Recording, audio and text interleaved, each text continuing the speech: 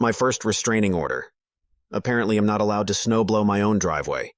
I'm going to say that today was one of the most insane days I've ever had in my life.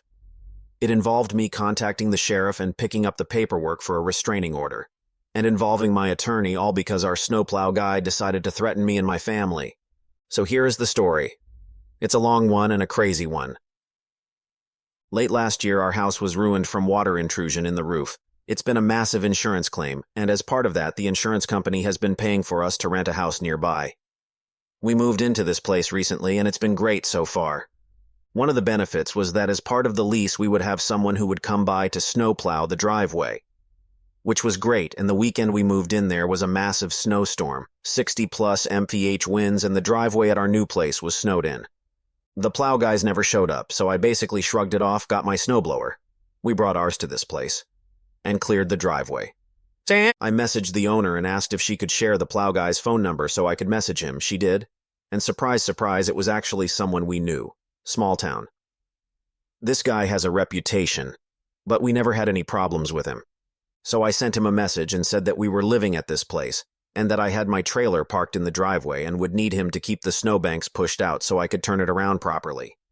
I also offered to help keep the parts he couldn't reach clear with my snowblower, since plowing around a trailer can be a pain. BTW, this is a super massive driveway and parking area.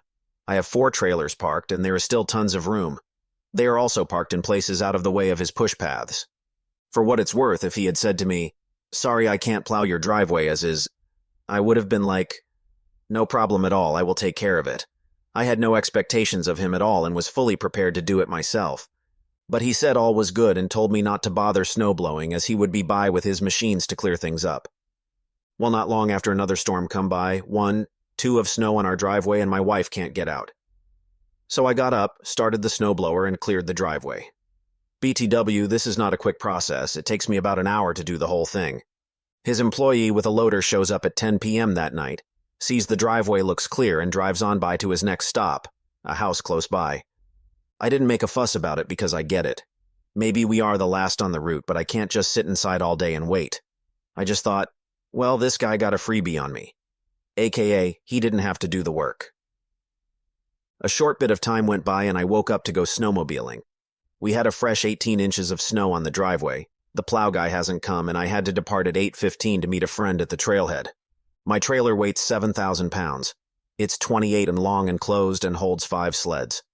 My big truck with brand new top-of-the-line snow tires can't pull that thing up a hill in 18 inches of fresh snow. So I got my snowblower out, cleared the path from the trailer to the main road, and off I went. I got back at 4 p.m. They still weren't there, so I cleared the rest of the driveway so I could turn around and park the trailer. Their guy drove by at 10:30 p.m. at night. Now here is where the crazy starts. The owner texted me today and said, "Do not snowblow your driveway anymore, you are taking money out of my pocket." To which I responded that I have no interest in snowblowing my driveway, and would prefer for them to do it, but that I need them to come early in the AM because we work, and need to get out of the driveway, and I can't get my trailer out without a clear path, I've tried. No. He called me immediately after that and all hell broke loose. The phone call went like this. Him. "You better stop doing what you are doing because we are contracted to plow that house and you are causing me to lose money every time you do it. You need to learn how to just deal with it when it snows." I told him I was dealing with it. If I can't get my car out of the driveway, I clear it. I don't have time to hope they show up. During the call, he called me an effing P-word and said I needed to learn how to drive my car like a man. That I should go park my trailer in town the day before, and that I was not allowed to plow my own driveway. He then told me how my house was the lowest on his priority list, but he still felt entitled to the money for the plow fees. I didn't know this, but apparently his contract is a base monthly rate and a very large payment for every extra plow when the snow is above 6.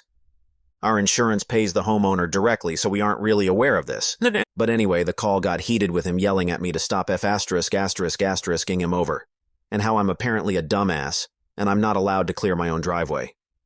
At this point, I basically said that if it's such a problem, perhaps I'll just call the owners and suggest they cancel the contract. I'm the one paying for it. I do have a budget with insurance, and this is a line item. So why have someone who treats me like shit? From here on out, it got worse. He started making threats about how if I get the contract canceled, he is going to come down here and deal with me, and lots of other things not worth saying corresponding to threats against myself and family. I ended the call. They immediately called the local police department, filed a report, a case was opened, and I was referred to the sheriff's office. I also called the owners, who were appalled by what had happened. They immediately sent him a note stating he to no longer come by the property and canceled his service. To add to this, it's not the first time he has done something like it. The sheriff's department is very familiar with him, as are many people in town. So yeah, that's where we are, and feel free to add thoughts and advice. We have security cameras all over the property and will be following up with the authorities. So, what a day it's been.